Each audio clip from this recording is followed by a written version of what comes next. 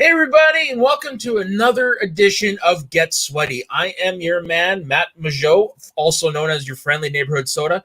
Once again, joined by Ben Rayner, and this time on a new computer setup, not his cell phone, Jordan Anderson. Yes. How you doing? Yes, I'm doing great. Yeah, it's nice to have the whole setup here and not have to worry about my camera stand falling over or all kinds of like issues about my video being interrupted, all that good stuff. So yeah, it's nice to not to have to look up your nose either.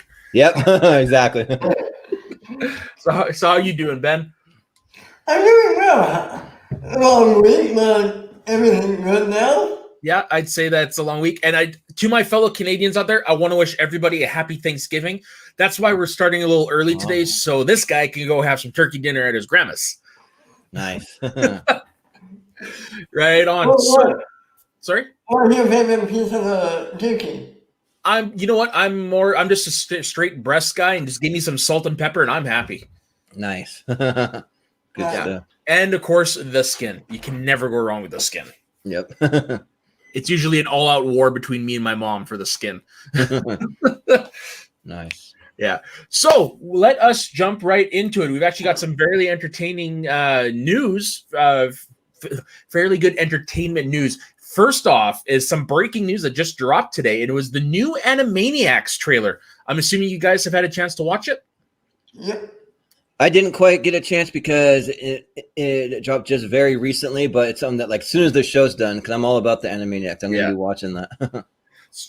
What do you think, Ben? I love the trailer. I love the homage to... Yes. Well, I don't want to ruin it for Jordan, but it was perfect. I'll just say that. Right. It was again, no spoilers. It was perfect tone to what the show was. So what you remember, this trailer definitely demonstrates it. It's honestly a great way to reintroduce the show. It really is. Now, I have to wonder, it's going to be on Hulu for America. I wonder if they're putting it out all at once or if it's week by week. Yeah, I don't know. They never released that, did they?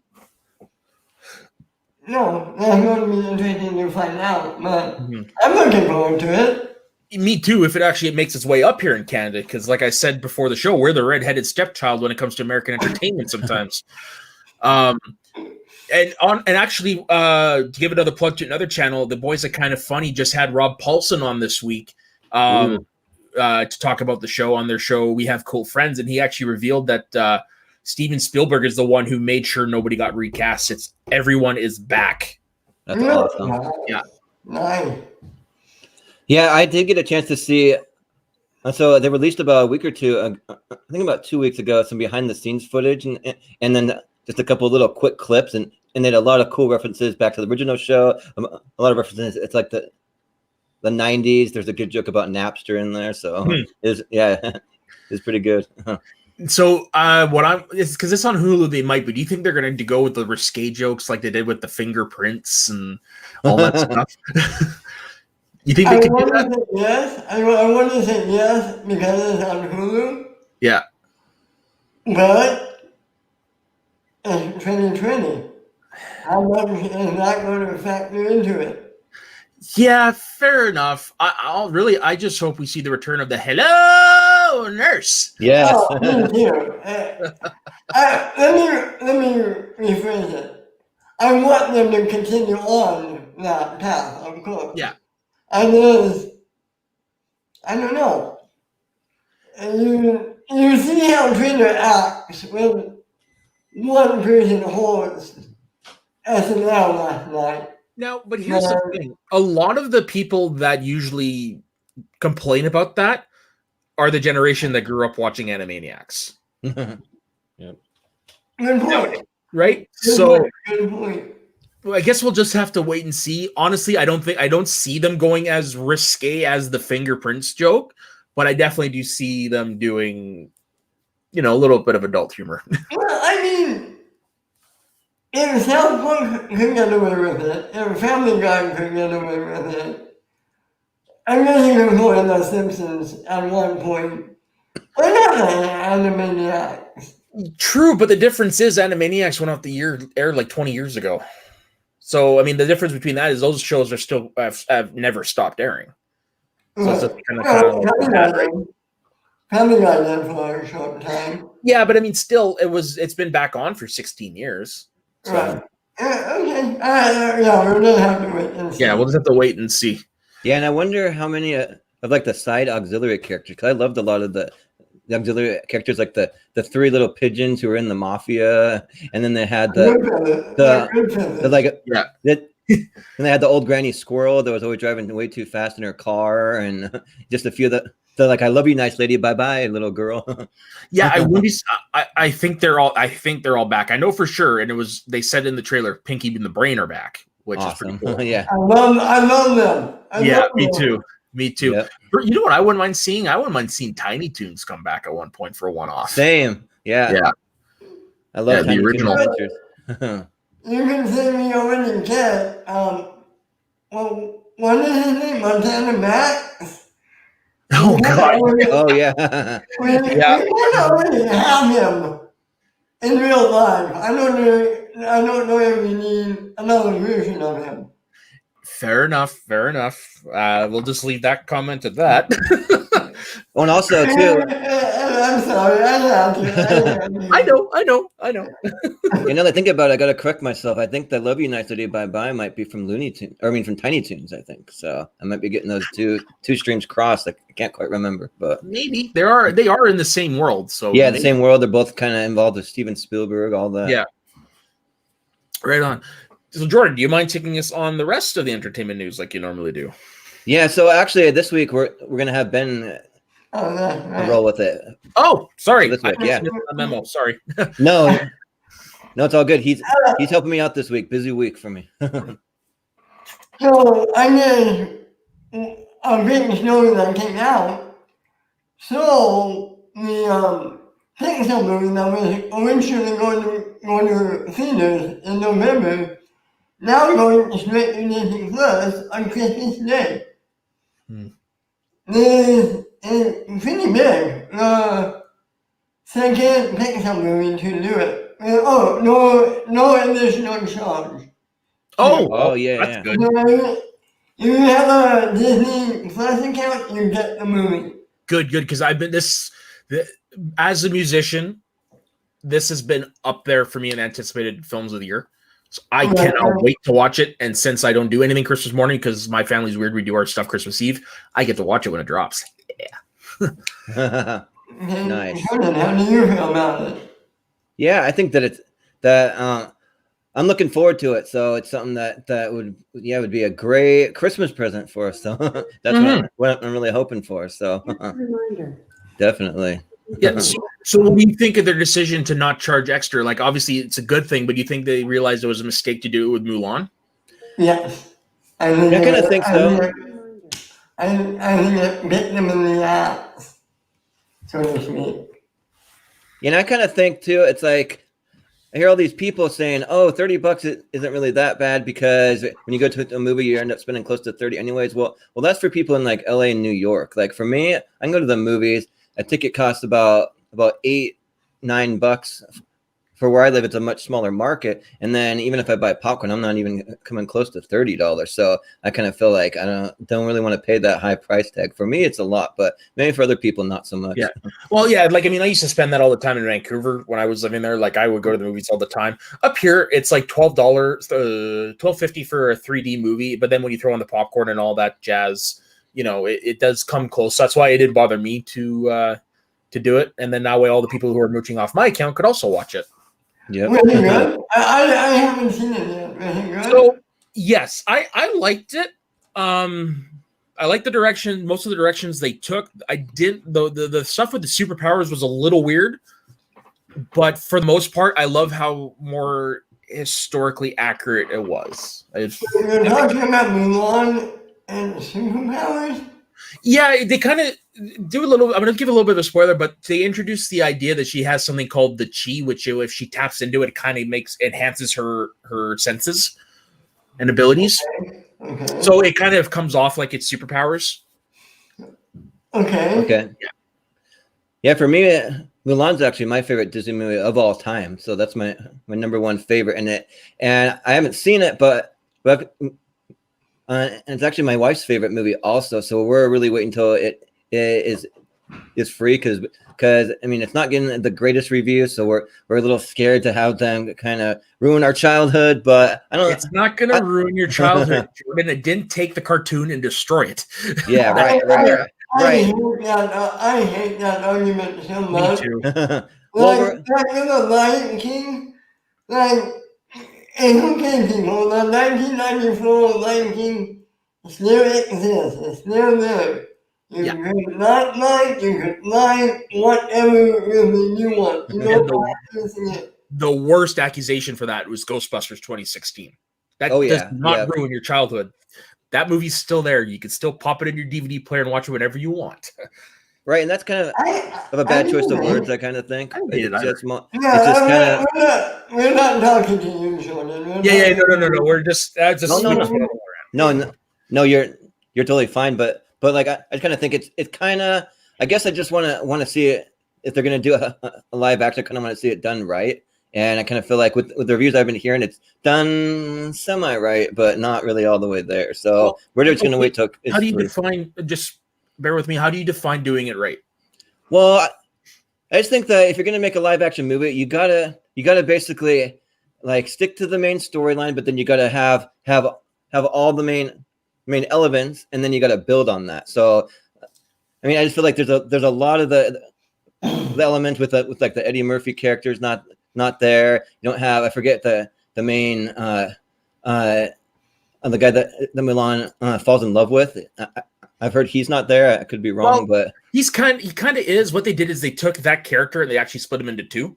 Oh, okay. So he kind of is there, but he's not in that sense. And honestly, Mushu would have ruined this version.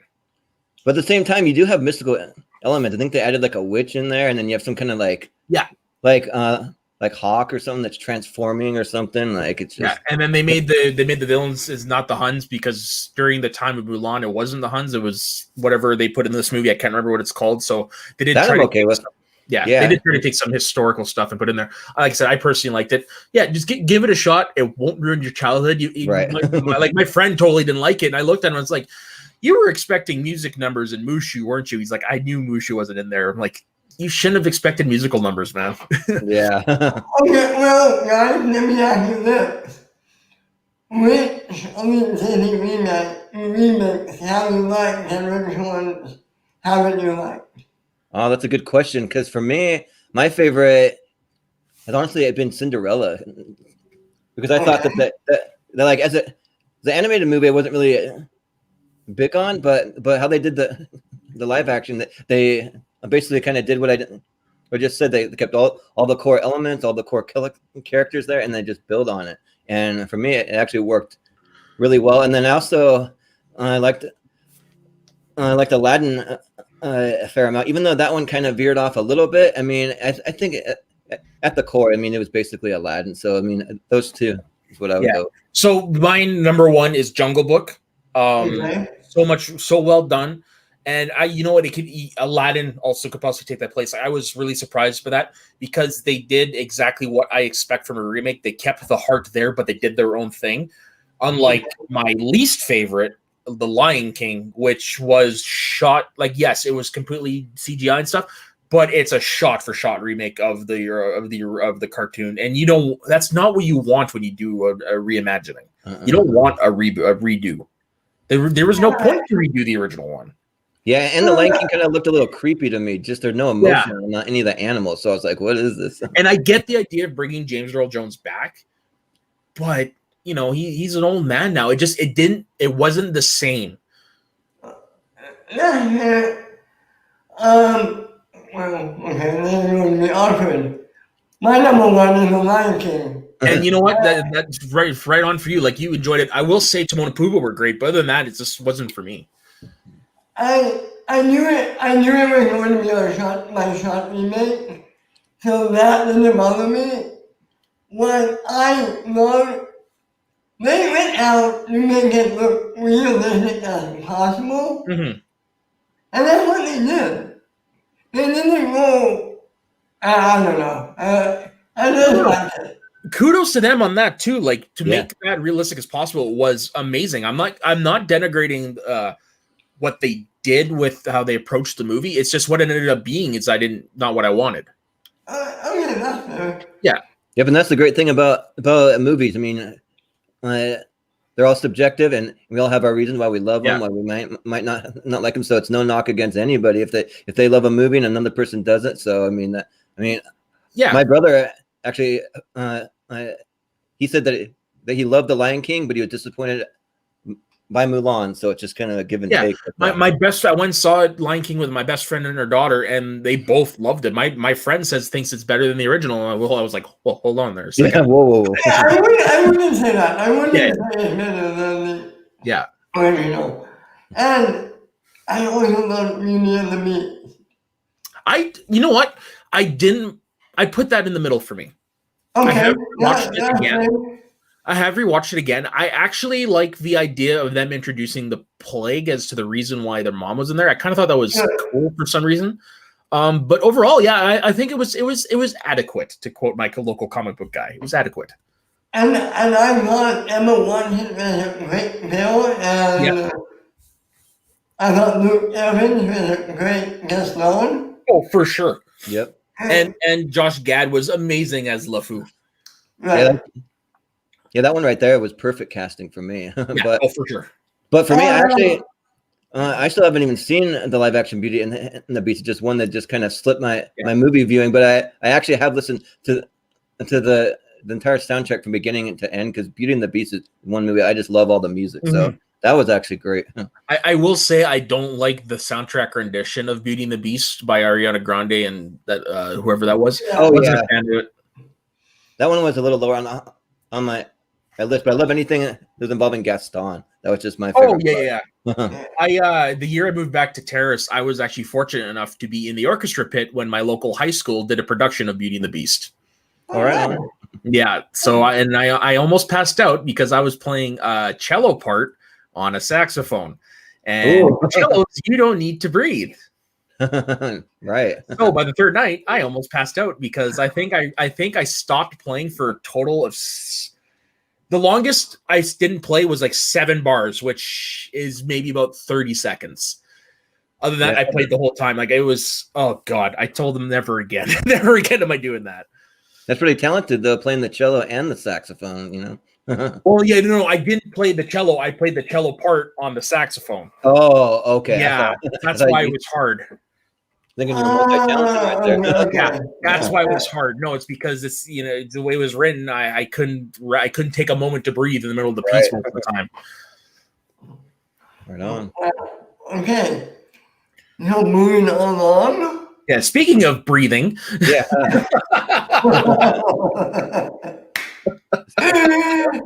Nice segue. Who likes to not breathe? And who likes not breathe? We're getting on seafood, actually.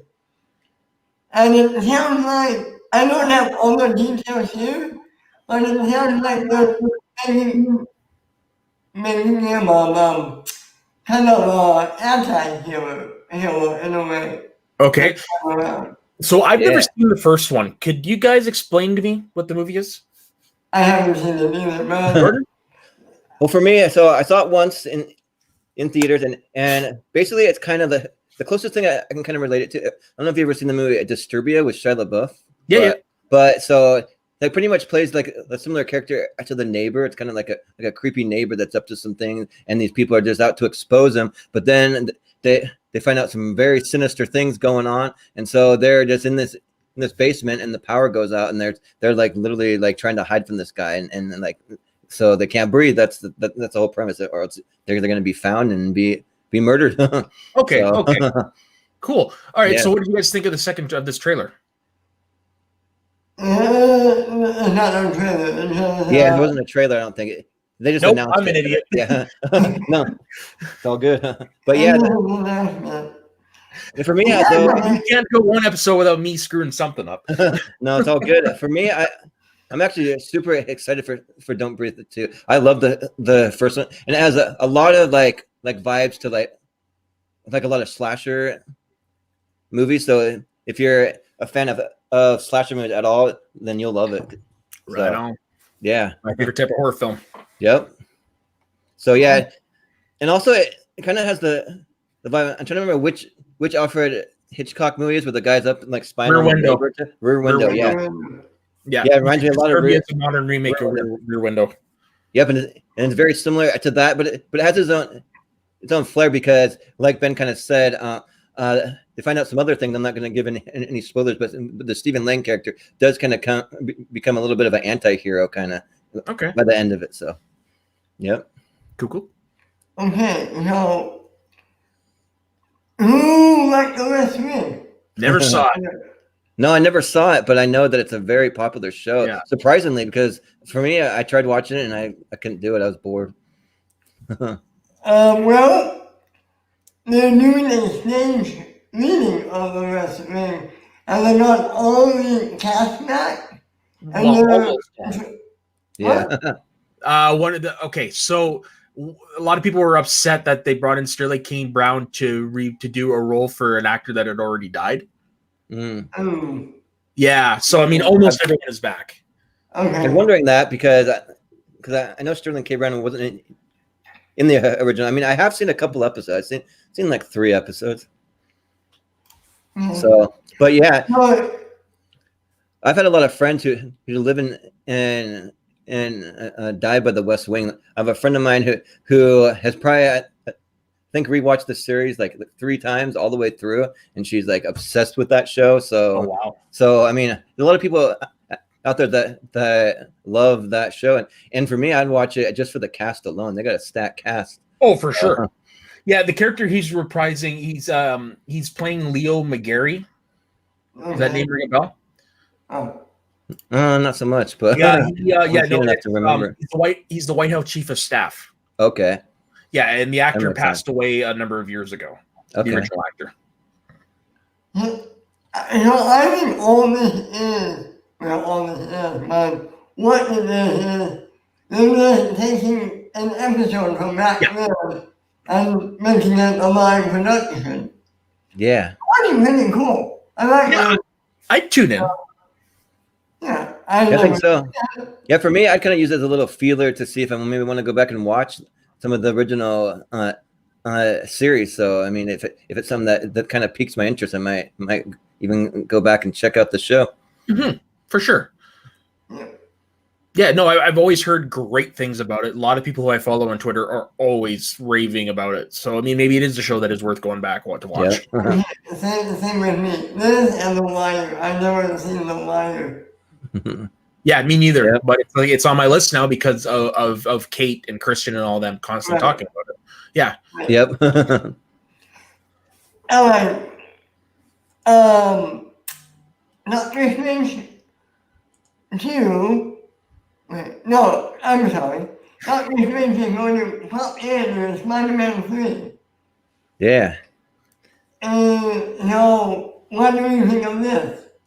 Well, I like it because I like seeing these guys cross over in their own stuff. And if what I've been hearing is true, that he's going to be the new Tony Stark, and B, if he's in it because of this whole multiverse thing, which will tie into his movie in WandaVision. Man, I couldn't get any more excited for Spider-Man 3, but this just made it up there. How about you, Jordan? Yeah, same with me. And also, I just like anything that just keeps Tom Holland in the MCU. So anything that just like has him involved in any way with the MCU. So that with Doctor Strange, you definitely have that. And I've heard rumors. I'm not making any kind of announcements. So these are very take this with a huge grain of salt. But I've heard rumors floating around on some chats and stuff that if they do the multiverse, there's the potential to see a lot more characters. Like we're gonna see Electro in there, and then so that one's confirmed. But then the rumors that I've heard is possibly Tobey Maguire and Andrew Garfield, and that could those be are just in talks at the moments. But it is possible. So those are just talks. But I hope we get to see at least some more characters. That would be definitely awesome. So it would be great. Like I'd like to see Mary Jane. I think I heard his name too. Yeah, definitely. Yeah, I would like to see that. I'm looking forward to this. I really like Spider-Man. Oh, me too. Same. I don't put it on the highest level like everybody else. I think it's a really solid movie. Mm. Yep. I'm happy about this. I do have a theory. Okay, let's hear it. I think there's no way to write Tom Holland out of the MCU.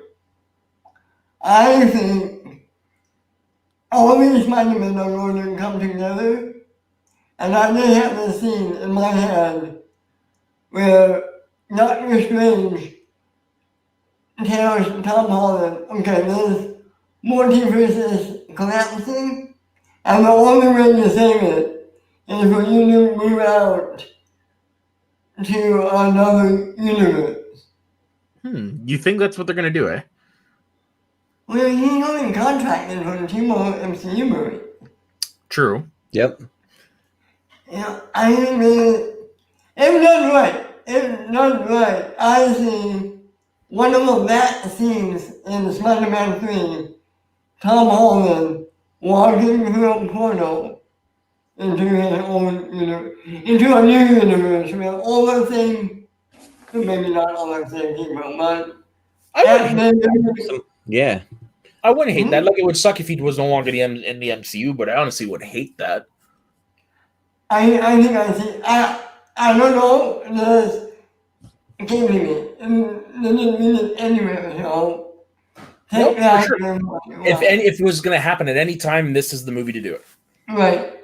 And for me, I can kind of see almost a similar scenario that maybe they might have some kind of scenario where Marvel and Disney might be able to get Tom Holland back full time. It might be a way to introduce like another character like a Miles Morales, and that would be their go-to going forward for Sony, and they could base their whole entire Spider Universe off of Miles Morales, and then we can still get Tom Holland in all of our Marvel movies, which would be awesome. Yeah, which would be awesome. I'd be so. In that scenario, you're getting your cake and you can eat it too, right? Yep, like, exactly. You're getting everything. Yep. So we'll see.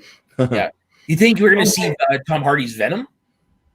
I kind of think so. I mean, I don't think he'll be like in it very much. Maybe a quick cameo, but I think Okay. Okay. Quick question.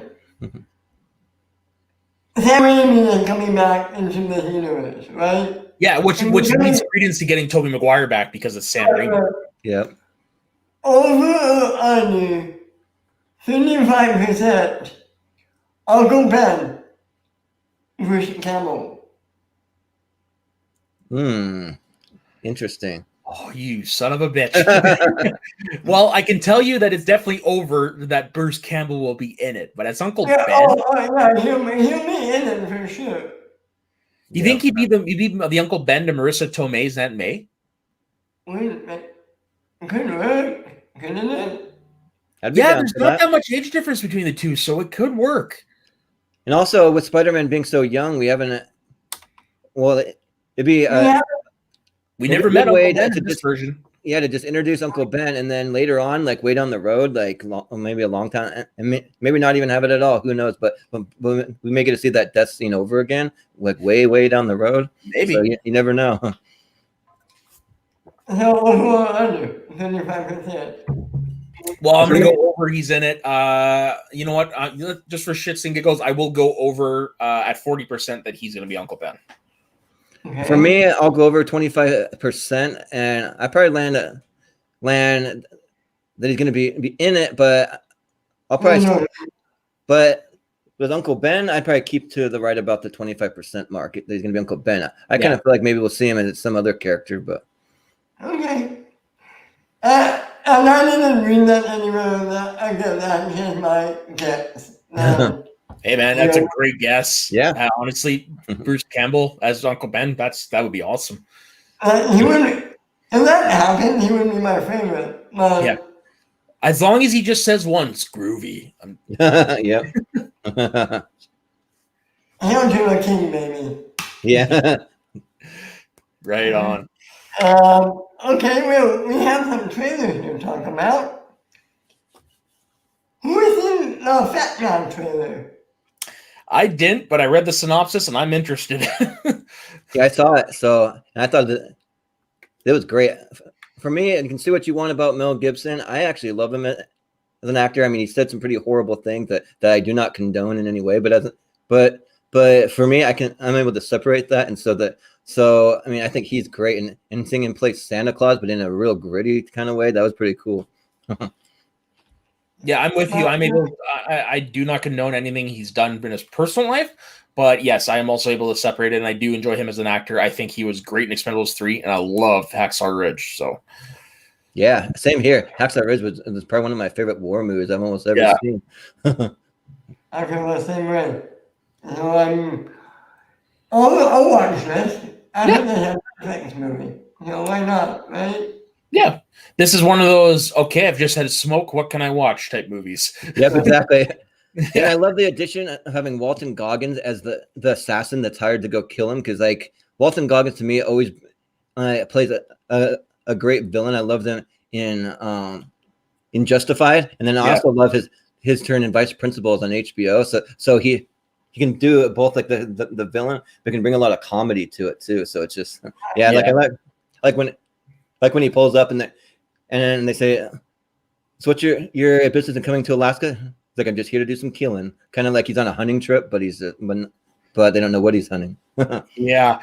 Every time I see Walton Goggins, it's hard for me to not imagine him as Downtown Anderson and Major League Back to the Minors. Oh yeah, yeah. I totally forgot about that. Very first movie of his I ever saw.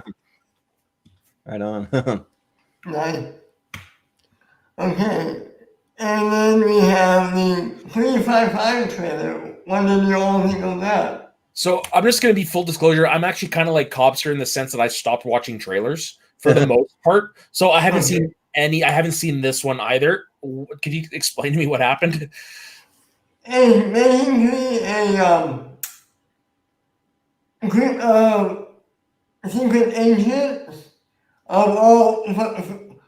a group of female secret agents from all over international. Oh, is this the Jessica Chastain one? Yeah. Oh, okay. I saw the picture. It looks pretty badass. I mean, they all come together to work on a mission. It looks like a better version of Ocean's 8, and I didn't hate that. So, I think that. Yeah, for me, I actually really enjoyed the trailer. I didn't really know anything about it going into it, and so it was kind of fun seeing all these really awesome female actors pop up. So you see Lupita Nyong'o pop up; she's part of the team. You see Penelope Cruz, and then they go on this ride with Jessica Chastain. You even see Sebastian Stan pop up for a quick minute. Oh, really? Yeah, he shows up for just like maybe about 5 seconds, about 3/4 of the way through the trailer. So, but yeah, he's definitely in it. Nice. Yeah. Yep. So I'm excited for it. I think I'll check it out for sure. I'm all for the movies like that, hands down. Okay. Next one is Free Guy. There's a new Free Guy. This one I checked out. What do we think of this? Yeah, the first trailer already had me hooked, so I just, it didn't really sell me on much more than I can't wait to see it. It's my type of movie. Yep, same here. And this one you just get a little bit more of the story, just a little bit, and then I don't know if you guys saw, they released a little kind of like a behind the scenes kind of like a table read where they're all talking about the movie, and they're like filming them saying all different release dates because they don't know what's going to happen with COVID. So like Free Guy coming December 11th. Then another one. Free Guy coming Christmas.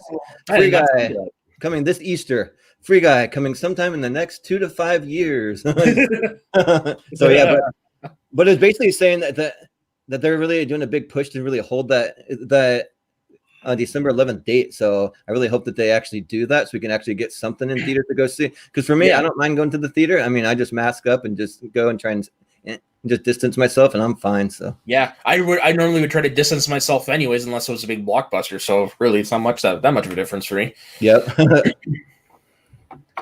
I think I'm going to go to streaming. Yeah, me too. I think a lot easier to go streaming. I think a streamer. Yeah. But we'll see. Yep. And that will end the entertainment portion. So back to takeaway sports. So this week was this week was the beginning of NHL free agency, which started on Friday, and it was a big day, especially for goalies and for 2-year contracts, which is funny because after next season is when the Seattle team joins the league. So that's probably why there was a lot of 2-year contracts signed and why a lot of the signings that happened. For instance, Braden Holtby signed with the Vancouver Canucks for a 2-year deal because Jacob Markstrom, the former Canucks goalie, signed on with the Flames, the fucker. Oh. And Braden Holtby, yes, he's won a Stanley Cup and he's won the Vezina Trophy, but he's kind of on a downturn right now. And they signed him to a 2-year deal, which I think is smart because that way they can still protect their young goalie Thatcher Demko, and they can leave Braden Holtby open for the expansion draft next season. So you've seen a lot of deals like that. And a lot of some other players that went on the first day. You had Wayne Simmons, who went to his hometown Toronto Maple Leafs on a 1-year deal, which is pretty good for him. Nice. Bobby Ryan, last year's Masterton Trophy for player who displays the most perseverance, signed a 1-year deal with the Detroit Red Wings. Kyle Turris, who was a former highly touted Ottawa Senators draft pick, signed a 2-year deal with the Edmonton Oilers. Pat Maroon and Luke Schenhard decided to stay with the Stanley Cup winning Tampa Bay Lightning, which is good for them because they lost one of their star defensemen, Kevin Shattenkirk, to actually don't remember who he went to. Oh, he went to the Anaheim Ducks. Okay. Let's see. You got Matt Murray, who was just recently traded from the Pittsburgh Penguins to Ottawa, inked a 4-year, $25 million extension. So good for him on that. Yeah. Let's see. You got the New York Rangers, who swiped up Jack Johnson for a 1-year, $1.15 billion contract. He was another highly touted rookie, but unfortunately injuries and stuff kind of set his career back, which was unfortunate. Let's see who else you've got. You have former Canuck Lucas Spiza signing a 1-year deal with the Winnipeg Jets. Good for him. TJ Brody, who is now a former Calgary Flame, signed a 4-year, $20 million contract with the Toronto Maple Leafs. Man, I wish I was an athlete. Just look at some of these. I know, right? There's some big money. Oh, yeah. Star defenseman Torrey Krug signed a 7-year, $45 million deal with the St. Louis Blues. That's nuts. Yeah. Another former Canuck going to the Calgary Flames. This one upset me a little bit more. It was Chris Tanev signing with the Flames for 4 years, $18 million. I wish he'd stayed with the Canucks. He's a veteran, but he's still young enough that he can relate to the young core players. He worked well with Hughes last year. I mean, I wish to God he'd stayed with the team, but I understand it's a business. You know, you got to do what you got to do. Corey Crawford signed 2 years with the New Jersey Devils. I don't know what Chicago is doing, man. They had like a really top tier tandem last year, and then fast forward a year later, both of them are gone. Like, what the hell? Yeah. Crazy. My mouse froze. Okay, and there we go. And then so going into yesterday, you had Mike Smith just re-signing with the Edmonton Oilers. Shock. Mm-hmm. You had Derek Pouliot signing a 1-year deal with the Philadelphia Flyers, $700,000. Again, not too shabby. Yep. And really most of the high note players went on day one, but you still have like Taylor Hall out there. You still have Alex Pietrangelo, the former captain of the St. Louis Blues. Like there still are a number of top tier talent out there, but I don't think you're going to see them sign just yet. I know Michael Grabner is waiting to see what's going to happen with with how the season's going to go before he decides who he wants to sign with. So I mean, you're probably going to see a lot of that. And then the other big thing happened is the WWE held their annual draft, which is the roster reshuffle that they do because they have Raw and they have SmackDown. Essentially, they're their own competition because when they bought up WCW, they needed something to keep them fresh, and they've been doing it on and off over the years. So. So this was round 1 of the draft. So we had the first night on Friday. The second night is tomorrow night. The conclusion of it is tomorrow night on Monday Night Raw. So in round 1, you had the WWE champion Drew McIntyre staying on Raw, and as long as the women's champion, the Raw women's champion Asuka, the Hurt Business, which is MVP Cedric Alexander, Shelton Benjamin, and the U.S. champion Bobby Lashley staying on Raw, and then. On SmackDown, you had their Universal Champion Roman Reigns, who is doing amazing as a heel. I'm so glad they finally turned him heel. He's staying on SmackDown. And Seth Rollins is trading brands. So the Monday Night Messiah is now going to be the Friday Night Messiah, which should be interesting. Round 2, AJ Styles goes from SmackDown to Raw. Now, this is a little interesting because he left Raw earlier in the year because for personal reasons, he did not get along with, at the time, the creative head of Raw. So it's interesting to see him go back to Monday Night Raw. That's right. He went to round 2. He seems like a bigger name a little bit. Well, yeah. You only have 6 players. You have 6 slots per round. So only 6. Yeah. Right. Because what they do is that they have the matches, and then they would do like, okay, here's a couple picks, and then matches, couple picks, sort of thing, right? Okay. Yeah, and then so you've got Sasha Banks staying on SmackDown. Naomi who's a great wrestler, not a fan of her gimmick because I find the strobe lights and all that stuff too much. Yeah. She's going from SmackDown to Raw. Bianca Belair, the EST of WWE, is going from Raw to SmackDown. She is someone who can be a really big star in the future. And then you've also got the women's tag champions staying on Raw. Round 3, you've got Ricochet and Mandy Rose staying on Raw. Jey Uso staying on SmackDown.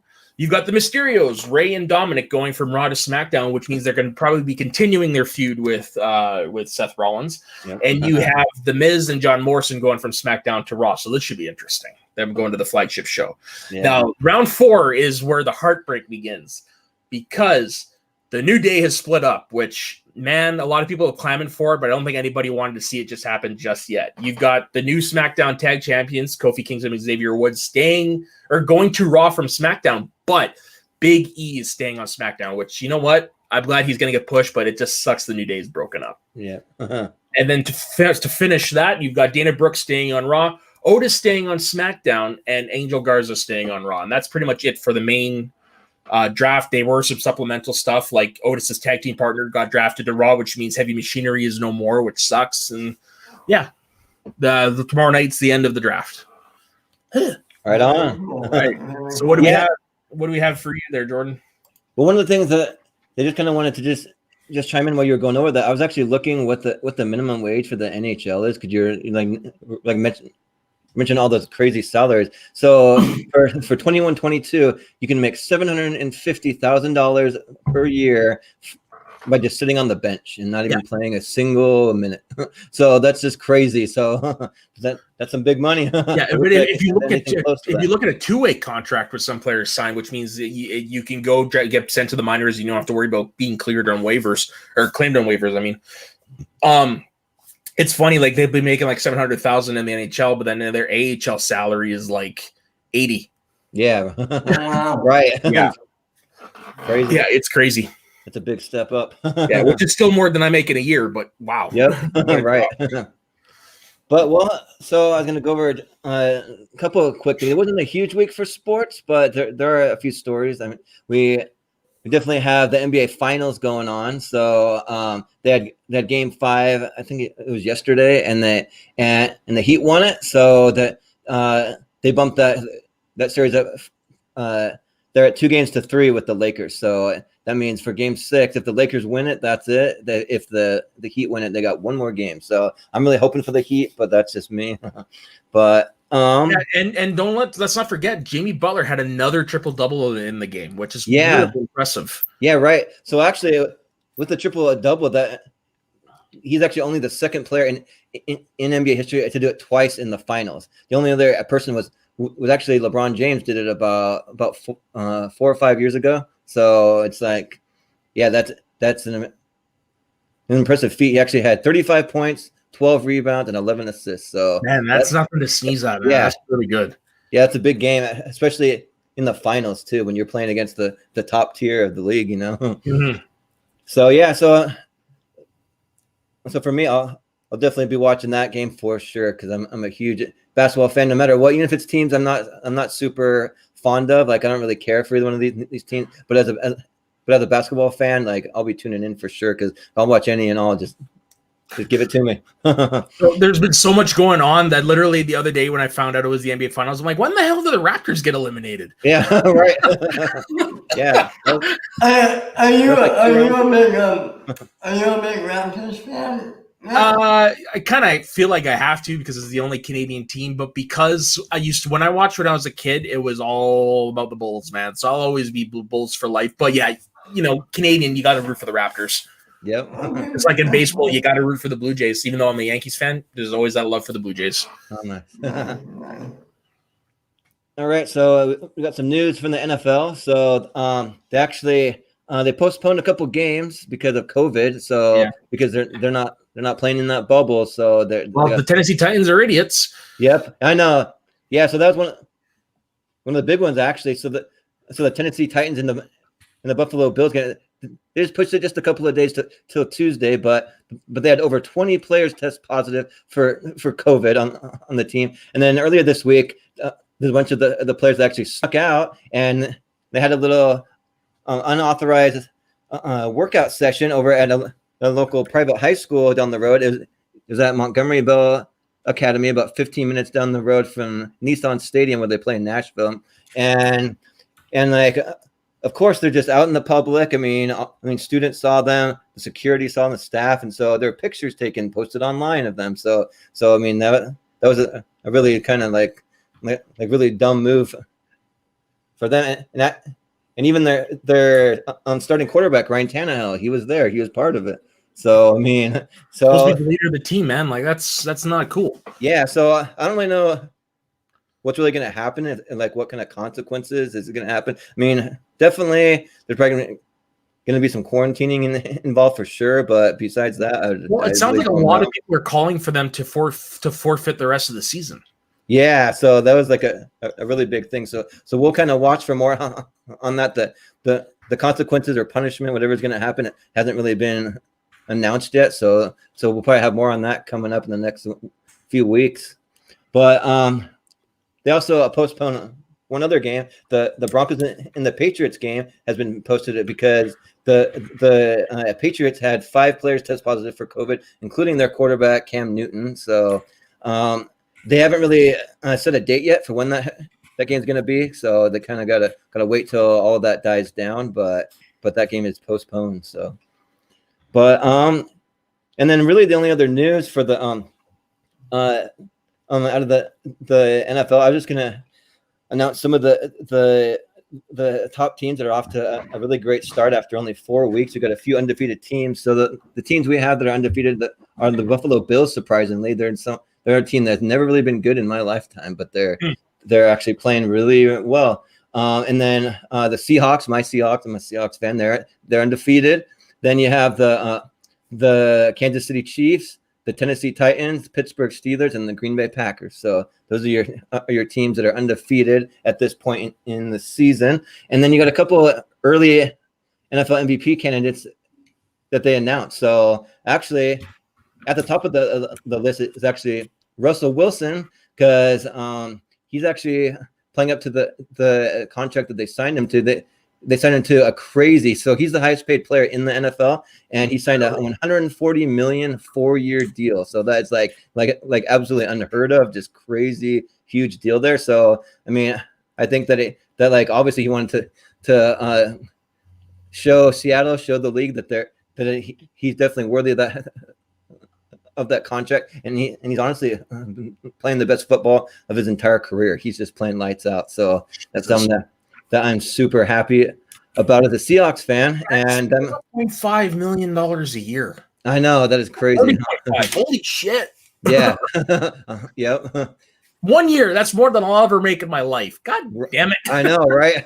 Yep, he's like the big celebrity. He's married to Sierra. So I didn't know they were married. Yeah, so they're just the big celebrity couple around Washington. So yeah, but something that him playing so well, something my wife's not too happy about. She's a 49ers fan, and she absolutely hates the Seahawks. So for me, I don't have anything against the 49ers, but we do have some pretty good trash talking going on in our house. So and whenever they play, that's a big day in our house, huge when those two teams play. Nice. So yeah. But then there's a few other MVP candidates, early ones. There's Aaron Rodgers, of course. He's been playing good the last couple of years. Then you have Josh Allen, the Bills quarterback, Myles Garrett, the Browns defensive end, which the the Browns are actually playing better than they ever have before. So and they've always been kind of like shitty. Yeah, like lived up to their name, the Browns. I mean, they've always been in the toilet, but this year they're kind of climbing back out of it. So, and then you obviously have Patrick Mahomes, the starting quarterback for the Kansas City Chiefs. So those are kind of your early MVP candidates right there. And with Major League Baseball, there really wasn't anything to announce because they're just waiting for the league championship series to start. So today. Yep. So they actually start today. So today you're going to have the Houston Astros playing the Tampa Bay Devil Rays. That starts at 4:37. I just put that. Yeah, you Yankees, but let's go Rays. Yep. Yeah. So I just put that time 4:37 PST because they started these weird times. I've never really understood that. I don't know if anyone out there has any insight as to why they choose those kind of weird times, but that's just kind of a little like piece of trivia I've always been curious about. But then you have the Atlanta Braves and in the Los Angeles Dodgers. That game kicks off tomorrow. So Dodgers, man. After what happened against the Astros not that long ago, I would love to see them win. Yep, same with me. Because for as much as I hate the Lakers, I actually am a pretty big Dodgers fan. It's like probably besides the Mariners because I'm all Seattle, but then I'm a little bit of a Cleveland Indians fan from back in the day in the 90s. But then probably the Dodgers are right up there at the top. So I'll be rooting for the Dodgers. So yeah, like I'm a big Yankees fan, but I mean I feel the same about the Dodgers as the Yankees with all that history and all that stuff. You can't help but root for them sometimes. Yep. Right? Yep. Yeah, and it'd be awesome too if the Dodgers win it all. They got to do some kind of like thing with the with Chadwick Boseman. They got to have him up there with the number 42 up there. I think that'd be a really cool thing to kind of mix and match them because he was on the Dodgers, you know. Yeah, he was. Yeah, as the Dodgers, as Jackie Robinson, I should say. But yeah. Well, of course, I think everybody. Yeah. But God, wouldn't that be something? Yeah. So that'd be like a good kind of tribute to him. Forever. Yep. Yep. But that's pretty much all I got for sports. It just kind of a little bit more of a quiet week for sports. So besides NBA Finals, but other than that, it's just kind of quiet. Mm-hmm. Yeah, we're definitely in a weird time. That's why it's all so quiet on the Western Front. Like, really, the only stories we ever get is just dumbasses breaking COVID. I know, right? There's so many stories about COVID, but I guess maybe without it, I don't know. Maybe there'd be less stories. I don't know. Well, without COVID, we'd be actually starting rightfully starting the new NHL season right now. Yeah, right. Okay, so you said that's all you have then? Yep, that's it. All right, Ben, you're on. All right, now I guess I'm thinking in the community where that Hall released as one-on-one with Kevin Smith. Yeah, that was awesome. Do it. I'm waiting for tomorrow when I can actually sit down and play video games and listen to my podcast. Okay. Yeah, but I know a little bit of what happened. Like I know what was revealed and all that jazz. We're talking about that. Yeah.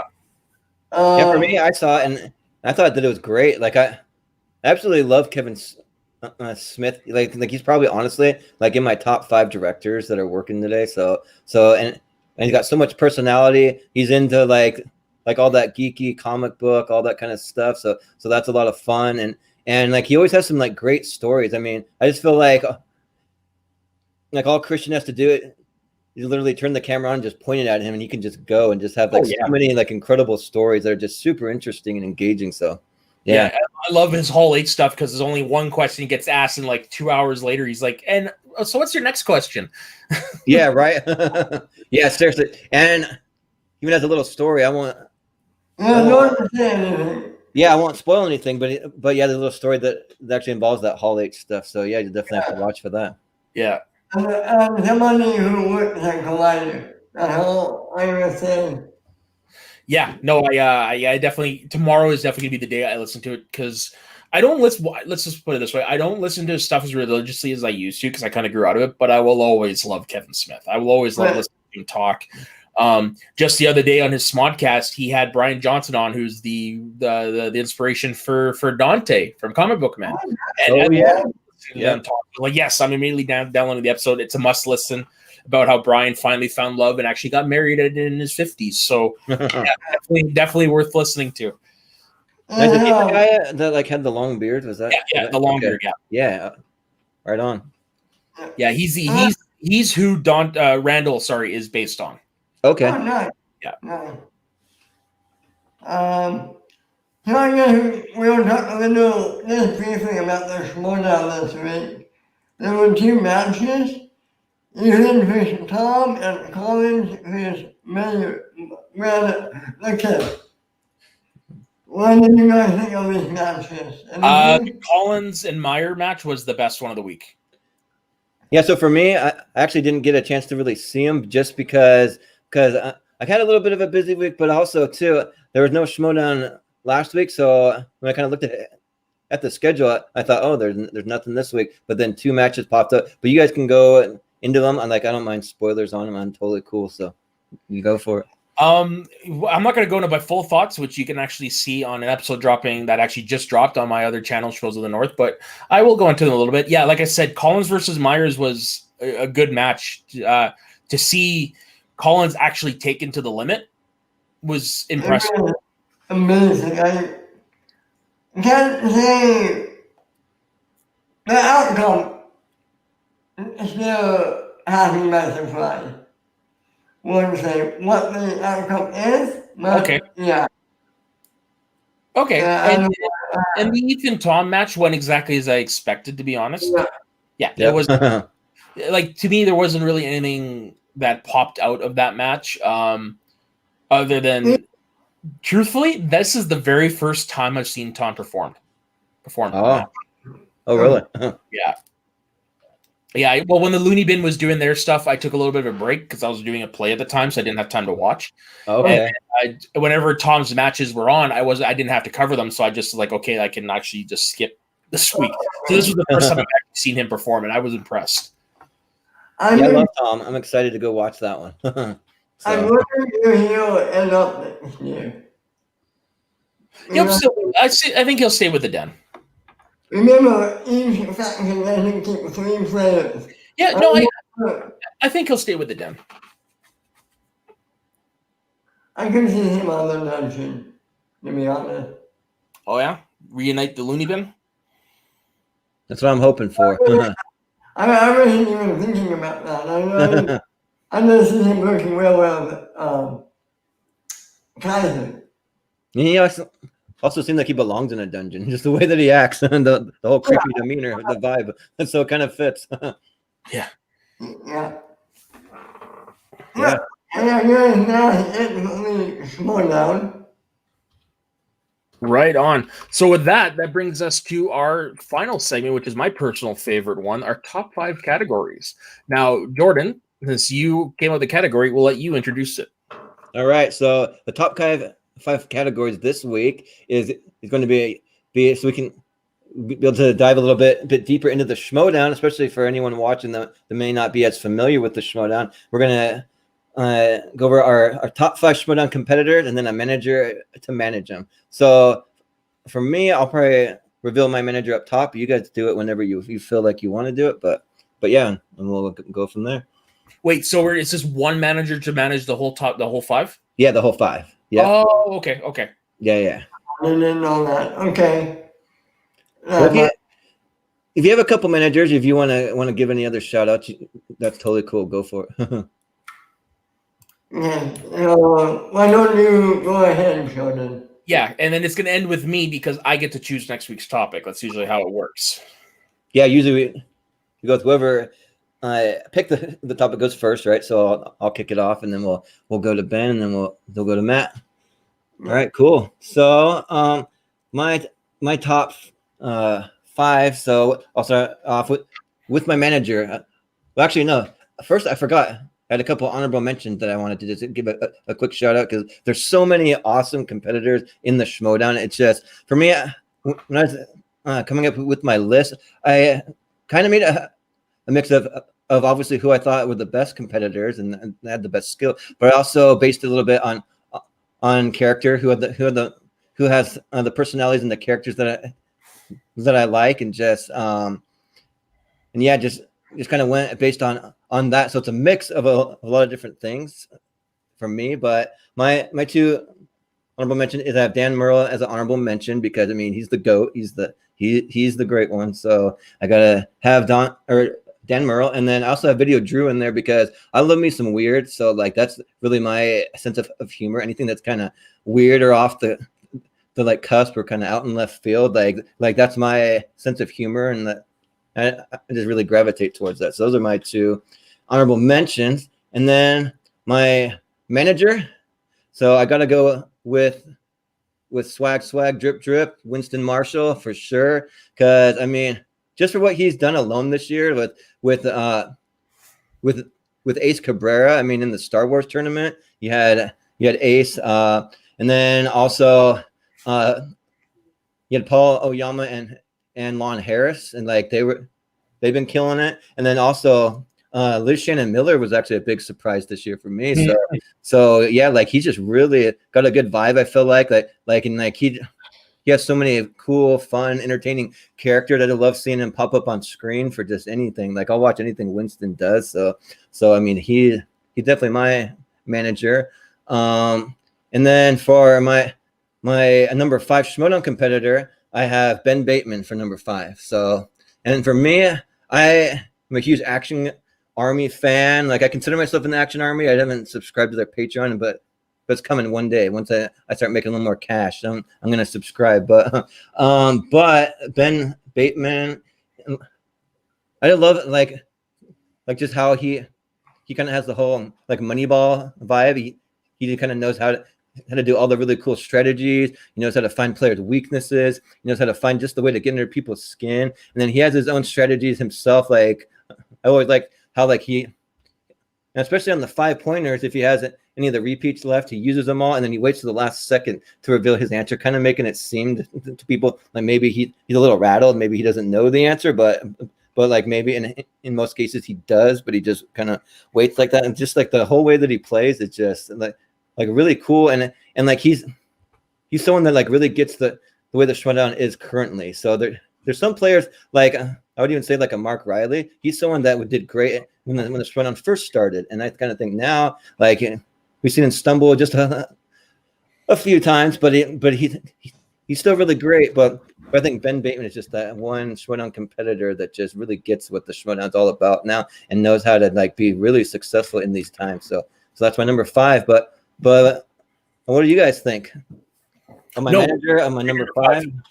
A little bit of a spoiler. He's not on my list, but I definitely respect having Ben Bateman there. Like he's a good player.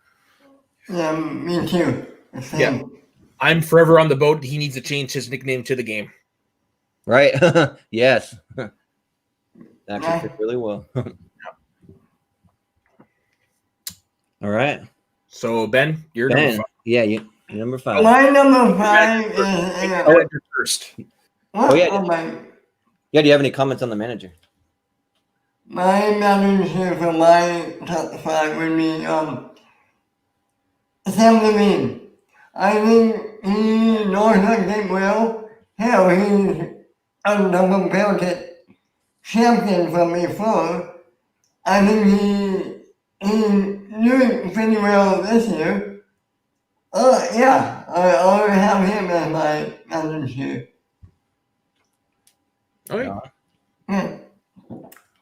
My number 5 is a double belted, double belted guy from a former double belted guy, Mike Killer. I mean, he's so good and so entertaining to watch. Always a fun time, and he knows his shit. Part of a great team. Oh yeah, Mike is my number 5. Right on. Yeah, he's a little bit of a punt for me. Yeah, Mike. Okay. For me, I think he's a born actor. Like for me, like when he first came into the league and you see him wearing like a Batman costume and that sort of thing. Like I really loved it as a good guy. Then he took a turn to be like probably one of the greatest heels that we've ever seen in the league. And for me, like he's just one of those guys that I love to hate. So like he's just such a good actor and like so good at what he does that like I just hate him as a Schmoedown competitor. I mean, I hear so many of the competitors say like how he's just such an awesome guy outside the Schmoedown. Like they love him to death, but like inside the Schmoedown, he just seems like a cocky little a-hole that just want to punch in the face as far as the character goes. So yeah, so he just really missed my list for that reason. But I mean, he's great. Right on. So my manager, like Winston, is the obvious choice, but I'm actually going to go with the person who was the first to do the style of managing that we are seeing now, and that would be Emma Fife. Oh, Okay. Yeah. Right on.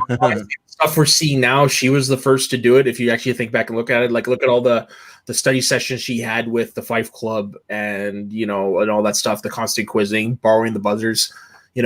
She's the OG. She will always be the OG. She will always be. She's the Miss Elizabeth of the Schmoedown. I will say that. Yep. So my number 5 is someone we haven't seen yet this year, but I've been watching a lot of old highlights and stuff, and to see him pull answers out of his ass, man, like Matthew Broderick, you got to go with the wild man, Josh McCouga.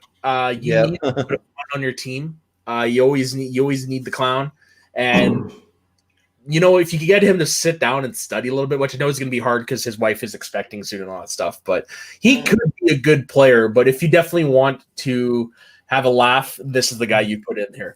So honestly, if I could choose anybody else to face against Kevin Smith, I would have loved to have seen McCouga do it. Yeah, for me, if I was going to a party or like a wedding and I wanted to have the best time of my life, I would definitely pick Josh McCouga. But for a Schmoedown competitor, I mean, he's fun, but like maybe not so much on like his knowledge. But he does surprise you sometimes, though. Yeah. But those answers he just pulls out of nowhere. So well, I mean, the dude beat Harloff. Right. Yeah, that was a very surprising one. Didn't he also beat Clark Wolf? I think he did. Yeah, you're right. He did So, beat Clark Wolf. So he guesses a lot, but man. Yeah, when he's on. But I mean, he kind of has his hits and misses.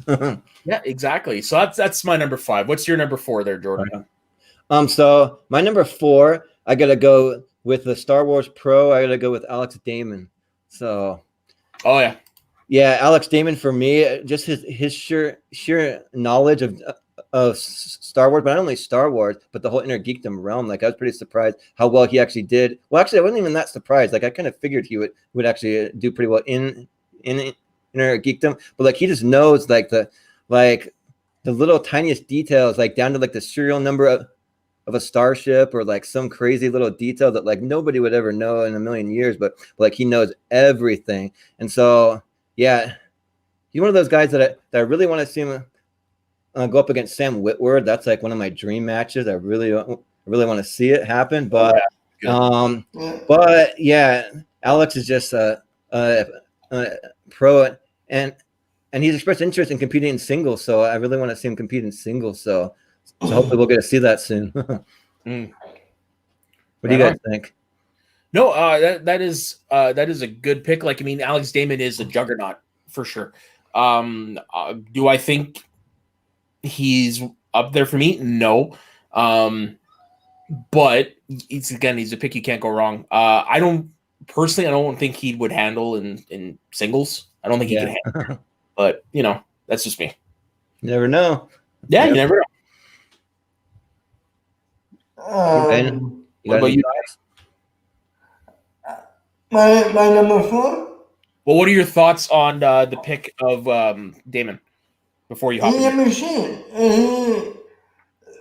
I don't think he's going to be the champion after December. I see Ace coming and taking that belt away from him.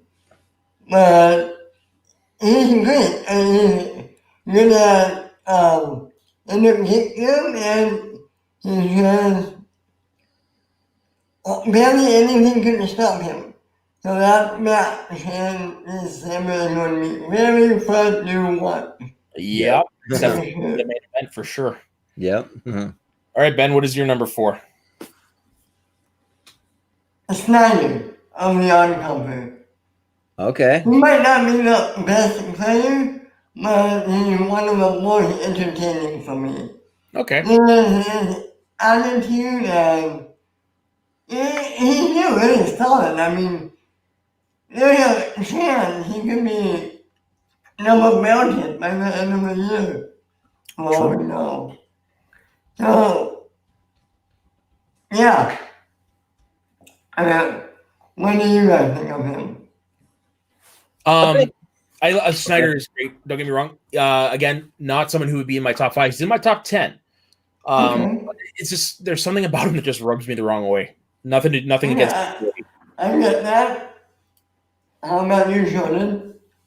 I think Jeff Snyder is just a real character. Like I really like him a lot because like just like all the different stories. Like I can't remember what event it was in LA where they had him coming in and like trying to sell all this stuff like he was at a garage sale or something. I thought that was pretty funny. But also too as a competitor, like he's pretty solid. I mean, he definitely has like that.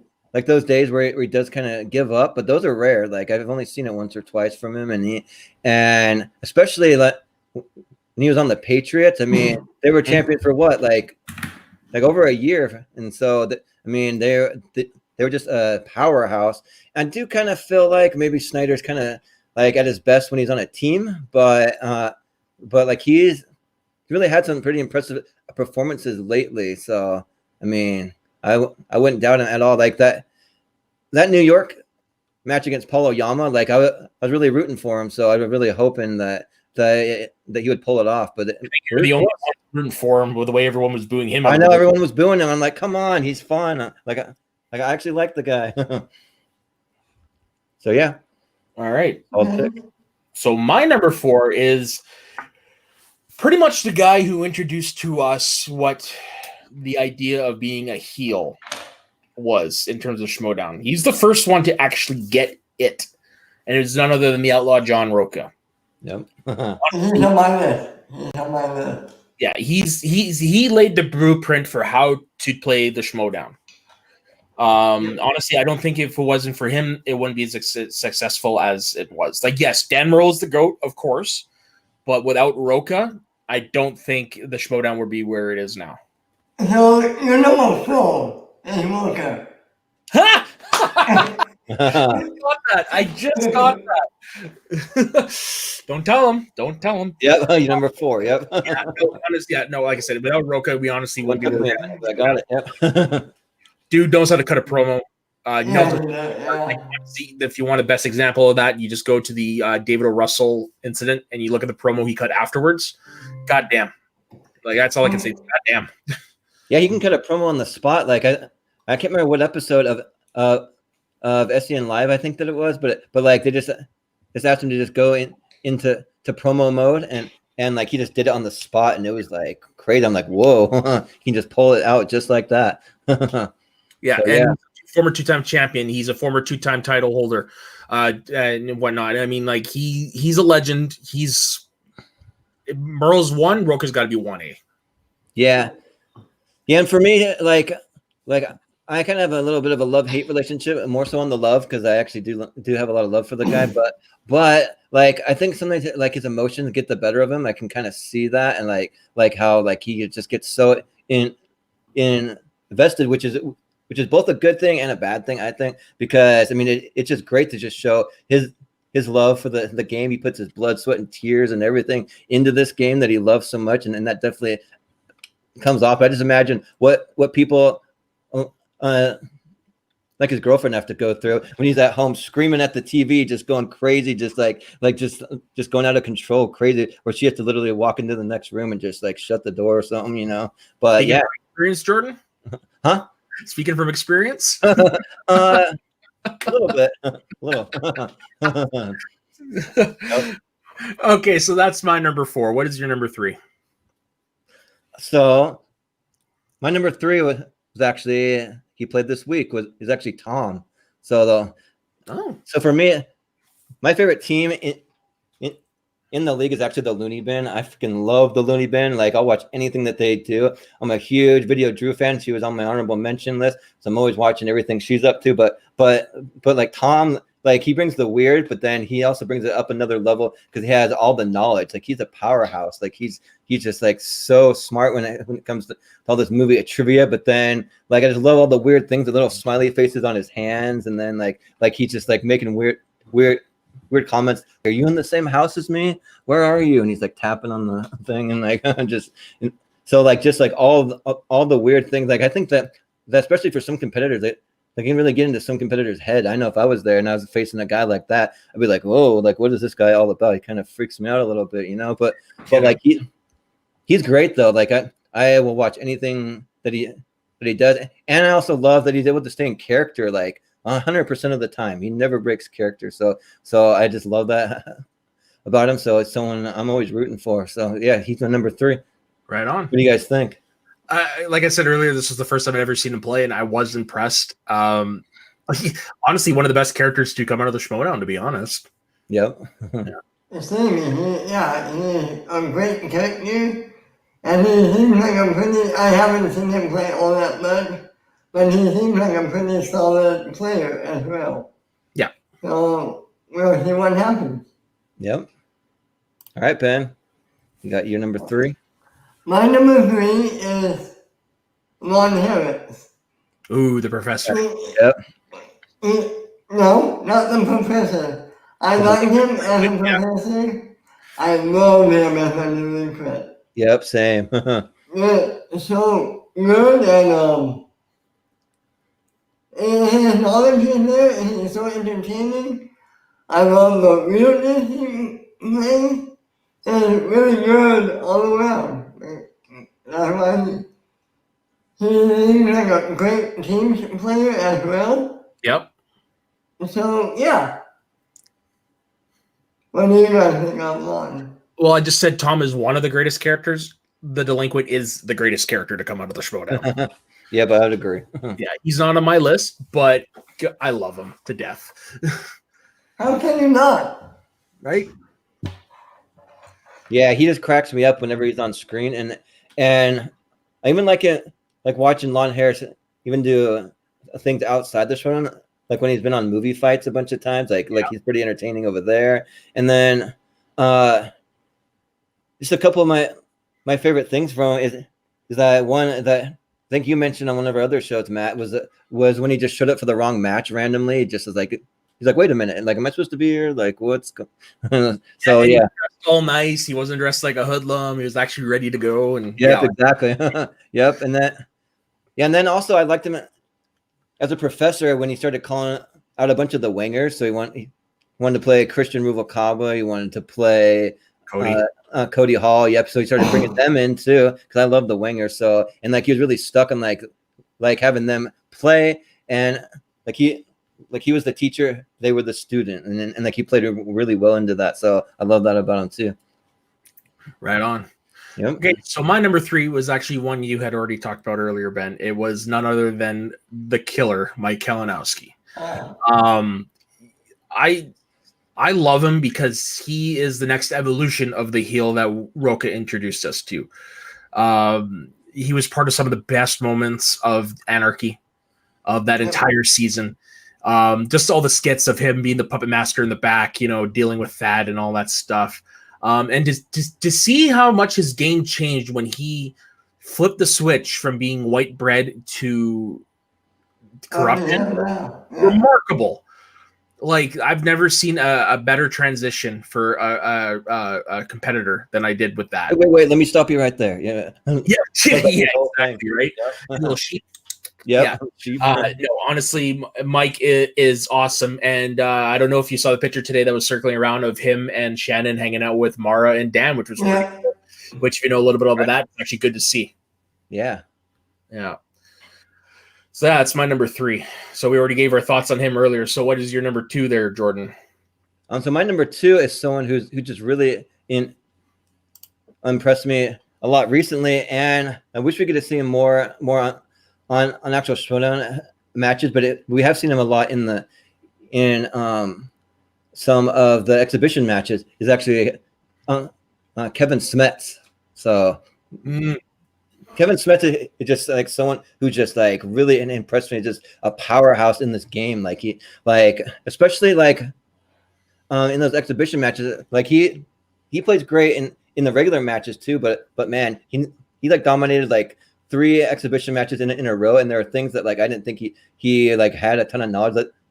Like Lord of the Rings, like he just dominated the Lord of the Rings. He beat out Alex Damon. He beat like some pretty big powerhouses, and then just like what he does with the hood, like he just looks super intimidating. Like, and also too, even outside of that, like I've reached out to Kevin Smets just to kind of tell him like how much I love him as a Schmoedown competitor, how much I love what he's doing with the YouTube channel, Knights of the Republicans, a guy that like always responds back, always is like super friendly, super kind guy, but like when he goes into Schmoedown mode, he's just locked in and like some of those interviews, like he just gets like just super intense. Like, oh shoot, his name's spacing me, but the guy that just turned on the whole league. Oh, Brandon Hanna. So if you watch his interview with Brandon Hanna, where Brandon Hanna just like dogging him the whole time. He goes on to Brandon Hanna's show as a nice gesture to appear on his show, and then he just totally trashes them. And so like you just see Kevin Smets come back and just destroy him. Like he just like obliterates him and just tells Brandon Hanna like he has no chance. Like he's just like nothing in this league, and just like calls him out on every single thing that he's saying. He has just like a really like a quick comeback and a really smart one that makes a lot of sense and stuff. And so yeah, and just the way that I've heard that he studies too, it's just like super intense and stuff. So that's someone that like if they ever do one of the study sessions for the Patreon on the Schmoedown, like if he's there, like I want to be a part of that. I want to get a study session from him. He already did it. Yeah, he did one. So I don't know if they're gonna have him back again, but if they do, yeah. So, but like he's someone who's like so kind and like super nice. I bet if you even reached out to him, he'd give you a tip or two. You know. I had the pleasure of interviewing him not that long ago, and yeah, to echo everything you said, the dude is one of the nicest people you'll ever meet. And yeah, he touched a little bit on his studying session. It's like, man, that sounds pretty intense. No, I mean, great guy. And I echo everything you said. Like, excellent competitor, great guy outside. And when with the whole "don't tell Peter" thing, a lesser player would have faltered the rest of the way after that. Not him. It was just a little bump in the road, and he kept dominating after that. So that just shows what kind of player he is. Oh, yeah. What do you think of good old Smasher there, Kev? Ben? You might be tired. Maybe you need another nap. Yeah, he's great. He's another inner kick machine. It's unstoppable. You're right, we really haven't seen him play, and what we have seen this season, yeah, he was off, but he was still great. So yeah, what else can I say? Yeah, and when he joins the single league, it's not a matter of if, it's when. He will definitely cement his place as one of the best competitors of all time. Oh yeah, for sure. Yeah. And that might start happening sooner than you think. Yep. We'll see. All right, Ben. It'll happen sooner than you think. Okay. Yep. All right, Ben, you're number 2. My number 2 is John Walker. Right. And everything you said, I echo it. He's the OG heel. He loves the game, he's passionate about the game, and you can see it whenever he plays. He's been there. I don't know if he was there from the very beginning. He was there from the beginning of the Collider. Close. He wasn't in the first tournament. He was in the first team's tournament. Yeah. He's almost there since the beginning. Yeah. And he still loves it. He's there. Yeah, what else can I say, but yeah, Yep. He's awesome. Yep, he just missed my list, but even though he's not on my favorites list, like as far as greatest competitors of all time, he belongs on the Mount Rushmore for sure. Yeah, like I said, Merle's 1, he's 1A. Like, yep. Yeah. Exactly. And so my number 2 is that number 1. It's Dangerous Dan Murrell. Right on. How can you not have a list of the top 5, any top 5 players, and him not be anywhere in the conversation? Right. Like he's Ric Flair in the Schmodown. He's always in the title hunt. He's got the most title wins.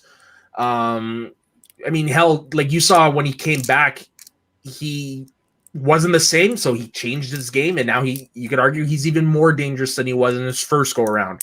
Yeah. And he's on a team with Roca. Like that on any day, man, is a team that you cannot bet against. And yes, they've lost the titles and all that stuff, but still, I mean, that's a dominant team right there. That's the two greats. So yeah, that's why I picked Dan Murrell. Like he's the face of the league. Yeah, but I think too that him having the Jaws theme for his intro music is like perfect. It's like the great one lurking in the waters that you got to be afraid of, and also too, I would consider him the GOAT, and so I've always been pretty interested in getting one of those GOAT shirts. Like he likes to plug him on his new show, all my movies, but he's also very humble about being the GOAT. He's like, I'm not saying I'm the GOAT, just saying that like somebody out there is the GOAT, and if you want to wear that shirt and you want to represent then whoever you think is the GOAT, that's kind of your own opinion. But I mean, he's super humble. I mean, if I were him, I'd be shouting, "Yeah, I'm the GOAT." Like I'd be like totally just be like, accept that. But and honestly, like, that's I'd be a little cocky, but he's not. He's just super humble guy. Yeah, that's the thing I love the most about him is just how humble he is. Yeah. How passionate he is, and he's a guy that's not known for his promos, but he's definitely laid off some killer ones. Oh yeah, yeah, he's the best. So especially my favorite moment of his was the return of the 5 Horsemen when he showed up there, and like that was like a stand up and cheer moment. I was just like, I can tell you how many times I watched that reveal. Yep. I mean, it kind of was obvious, but still, it's just one of those. Yeah. Yep, exactly. It's definitely, if we ever do a top 5 Schmodown moments, spoilers, it's in there. Yep. Well, spoiler alert, he's my number 1. So okay. I want to say what I want to say now. Yeah, might as well. Yeah. He's awesome. It's scary he knows how much stuff he knows. It's scary how he could adapt to any type of match. Like he was good, he was great back then, he was great now, and I can't wait to see how he adapts in the future. He's a chameleon, he knows everything, and he's humble. Yeah. What a great player to have as a face of a Schmodown, because you're right, he's the face. Yeah. And He's one of us that did good. You know what I mean? Yep. One of us that made it. Yep. And for me, if they ever made like a logo similar to like sports, have like the NBA or like NHL, it's actually like modeled after like an actual player. It's either going to be Dan Murrell or John Roca on that logo as the silhouette. It's got to be one of those two. I 100% agree with you. Yep. Who's your number 1? All right. So my number 1 is actually going to be Ethan Irwin for my number 1. So for me, like I'm all about the underdogs, and I'm not saying he is, but that's just why I didn't really tend to put Dan Murrell as number 1. I will acknowledge he's the greatest, but I just had him in there as an honorable mention. But in my opinion, besides Dan Murrell, I actually do think Ethan Irwin, as far as like pure knowledge of the game, he's number 2 in my book as far as just pure knowledge. I mean, he works in the industry. He's like just about running the Joe Silver Pictures over there, like he just knows so many people in the industry. He's worked on so many classic movies, and he's just been a part of it his whole entire life. And also have a little bit of a bond, because as you can see in my background, I have all these custom Teenage Mutant Ninja Turtle artwork that I got from a Comic-Con, and he used to have that Turtle Power song for for his theme song, and that's something that like that's my all-time favorite thing from pop culture, from comic books, from anything other than Ninja Turtles. Like I won't even get into my childhood how obsessive I was over Ninja Turtles. So hearing that always got me pumped up, and also he's a guy that really doesn't really have any frills. Like he just kind of comes in, just acts like a normal chill dude, and then he just destroys people, but he comes into like a little. And just little to no fanfare, because for some people that might get a little distracting, and maybe it's just not really his thing to do it. But I do like how he has a little Ethan Irwin action figure that he comes in with, so he does have that, so that's fun. But yeah, I'd put Ethan Irwin, like if I were ever to be in the Schmodown and I had my choice to team up with anybody in the Schmodown, it'd be Ethan Irwin, hands down from me. So. Pick. He's again not my top 5, but I respect the man, and the dude's funny. He is funny. Yeah, he's almost kind of like a sniper in that kind of way, kind of like Brett Sheridan. He just comes with those little like little smart kind of just jokes and quips out of nowhere. So yeah, and I gotta say, I kind of like the long hair on him that he has because of COVID. Oh yeah, yeah, that's fun to see. Yeah. Okay. So what do you think of Ethan? He's great. I mean, I don't want to call him an underrated player, but yeah, he belongs in the top for sure. He's the only one World Cup hasn't beaten, I believe, right? Correct me if I'm wrong. No, you're right. I don't think they face off in teams, but in singles, he's never beat them. Right. And Dan only slightly barely beats him. Yeah. Every time those two play it, the way down to that 5-pointer, like every time. Yeah, it's Hogan Andre. Every time those two face, it's Hogan Andre. Yeah, but he's someone that like I would definitely fight anyone to the death to have him on the Mount Rushmore. I don't know if everyone would put him in there, but I definitely would. Absolutely. All right. Well, my number 1, I cheated a little bit. And I'm actually surprised this pick is not anywhere on either of your lists, to be honest. We've had the heart of the Schmodown with John Roca. We've had the face of the Schmodown with Dan Murrell.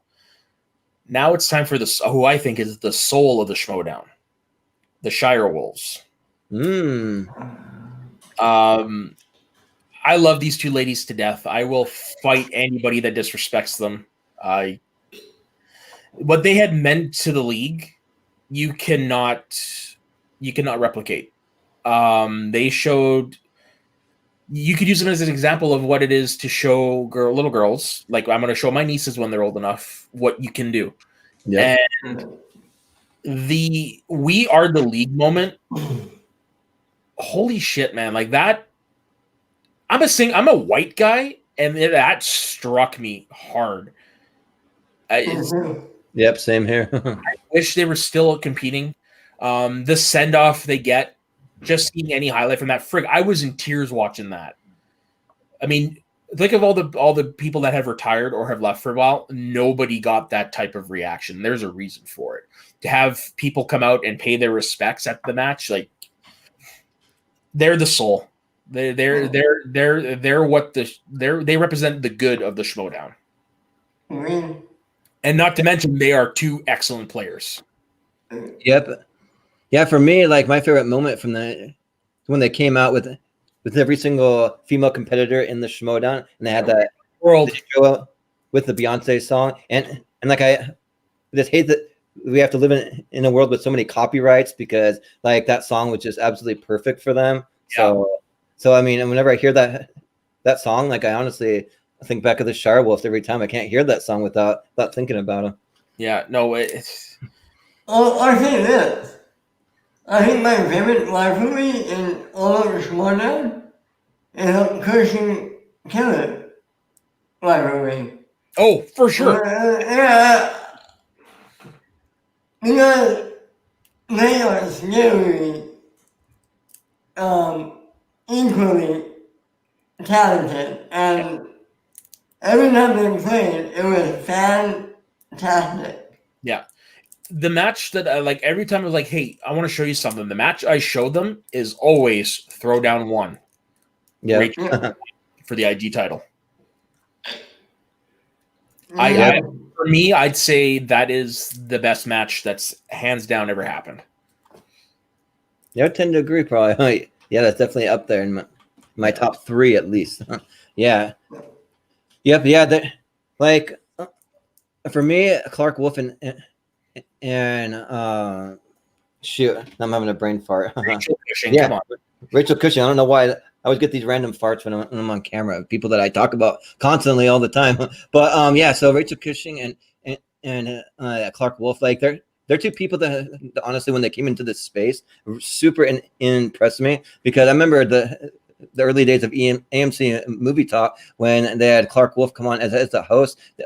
She was one of the first people that actually transitioned from a host to an actual member of the show, because she was so smart and they wanted to get her take and her insights on everything. I remember when I first heard her, I was just like, man, she like has some knowledge. She has some solid knowledge. Like she's gonna go places in this industry, and she really has.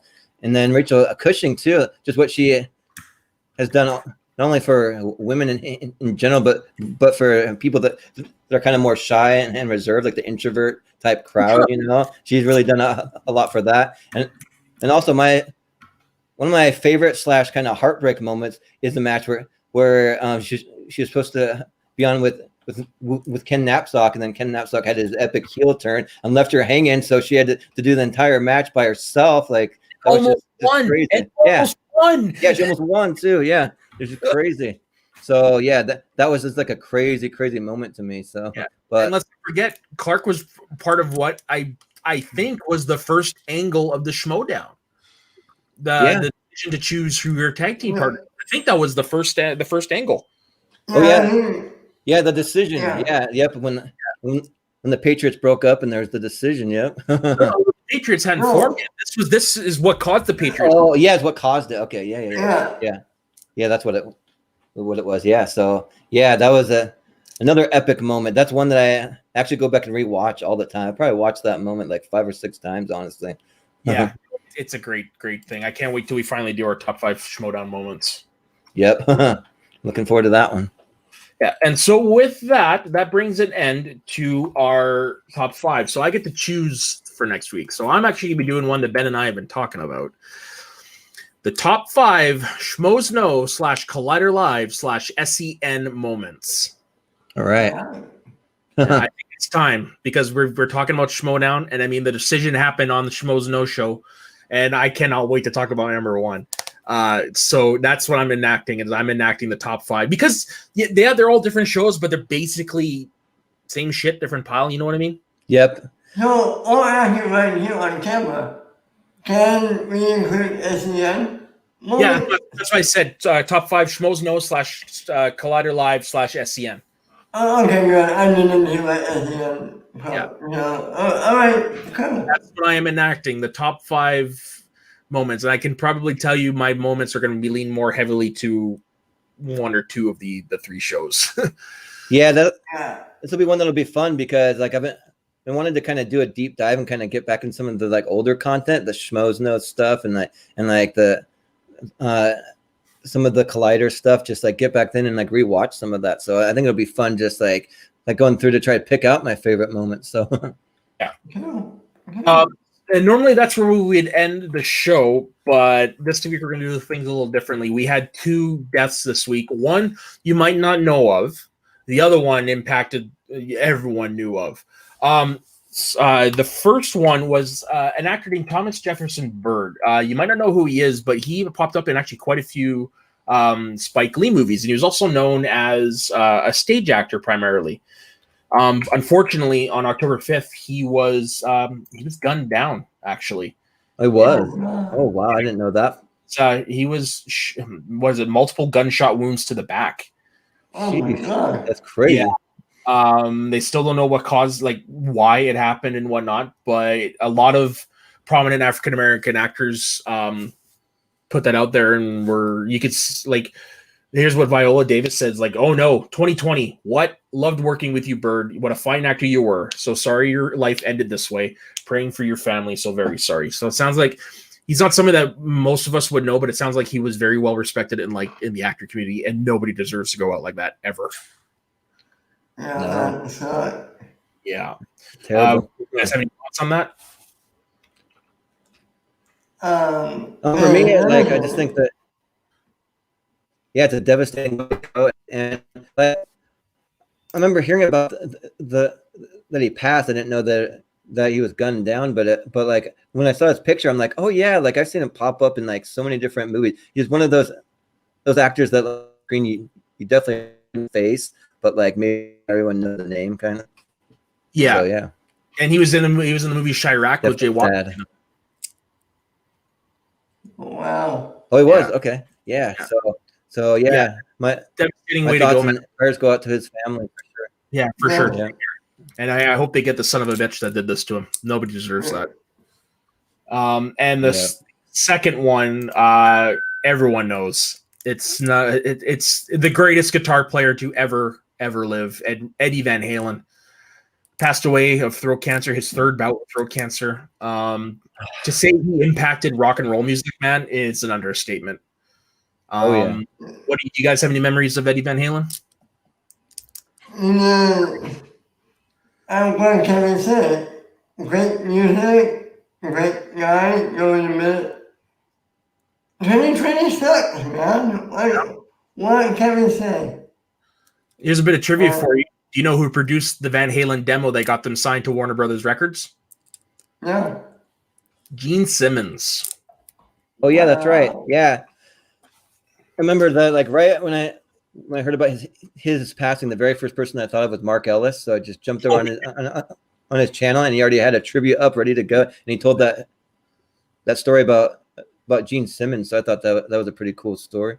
So the very first time I was introduced to the music of Van Halen was the Mighty Morphin Power Rangers movie that came out in the 90s. Oh, right on. Scene at the very end when they're celebrating the victory, they're watching the fireworks. Oh, He's from 5150. Didn't know what it was Van Halen. Wow. I bought my Van Halen greatest hits, and it was on there. I was like, holy shit, these guys. Yeah. That was my. Do you guys have any favorite Van Halen songs? Yeah. So for me, oh yeah, you go ahead, Ben. Yeah, I don't have any one song. I just love all of them. Yeah, great stuff. I got a top three. What about you, Jordan? Do you have any? Yeah. So like when I think of like really cool guitar solos, like I always think of like songs like Eruption or even Hot for Teacher, like those songs just like have amazing. Especially like I think that like Eruption may be like the best song at like any concert to ever kick off a show. Like I think that just the way that song starts, that like I never got a chance to really see them live, so that's something that I'm really pretty sad about, because I mean I used to go to a lot of concerts. Like I used to go to like at least like probably 1 or 2 concerts a month, and I've seen a lot of bands and artists, but I never got to see Van Halen, so that's something that I'm a little sad about. But yeah, just those 2 songs, even Running with the Devil, that's another one of my favorite. And of course, you can't forget the all-time classic Jump, which is probably like one of the most recognizable songs in like music history. So, yeah. So I throw Van Halen in my top 10 bands of all time. I'm of this thought that I actually prefer the Sammy Hagar version over the David Lee Roth version, and it's not saying I hate David Lee Roth. It's just that my sensibilities kind of tend to go more towards that version. So for that, my top 3, my number 3 is Unchained from with David Lee Roth from oh god, I can't remember what album that is. And then my number 2 is Can't Stop Loving You off of Balance, which is a great song. My number 1 is Top of the World from 5150. I love that song to death. Yeah.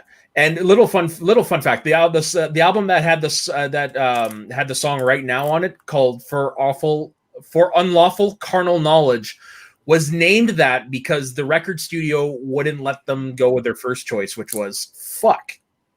Oh wow! So they named it For Unlawful Carnal Knowledge, so it spells out Fuck. Oh, okay. Interesting. Yeah, they were cheeky bastards.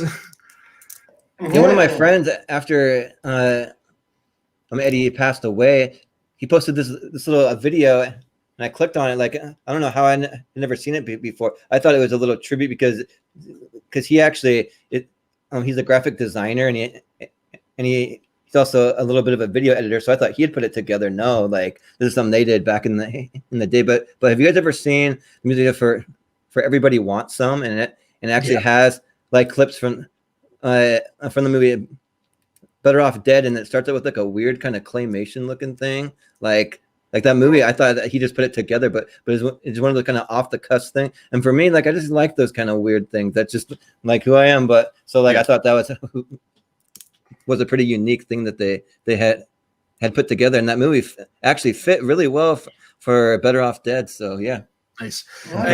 Probably the coolest thing that I heard come out this week was like I'm pretty much common knowledge now that he did the guitar solo for "Beat It" on Michael Jackson's Thriller. Oh yeah, he actually redid the middle section of that song. Oh wow! Yeah, he did. When he went to do the guitar solo, Michael Jackson had to leave to go do the audio recording for the E.T. album that he did, and while he was gone, Van Halen did the recording, but he's like, I don't really like how this section sounds. He's like, it's okay if I tweak it a little bit. So he did. And then Michael Jackson comes back in, and he's just like, hey, I did a little bit of tweaking to it. I thought you could do well. Michael Jackson, instead of freaking out, was like, you know what? Thank you very much, man. I appreciated that you actually you get it. Like you want to improve the music. So that's how Beat It ended up becoming so good, was because he actually went and redid the middle section. Yeah. Yeah. And their music actually holds up really well. Like even to this day, like it just fits in right with it. It was like a lot of modern rocks music that we have. Yeah. So because like they're on the Mount Rushmore of rock and roll bands. Oh yeah, because like there's like some bands where I kind of look back at some of their older stuff and I'm like that's a little dated. I'm not really into that now. But like with Van Halen, from the first moment that I ever listened to one of their songs up until this very moment now, I've loved all their music and like we'll still just like crank it up and get pumped up and like just as much as I ever did when I was a kid to now. So yeah, that was a devastating loss for the rock and roll community, but money can go ship itself. Yep, exactly. With that note, I would like to thank you all for joining us. Ben, where can we find you? You can find me right there on my Twitter at BenWinner2.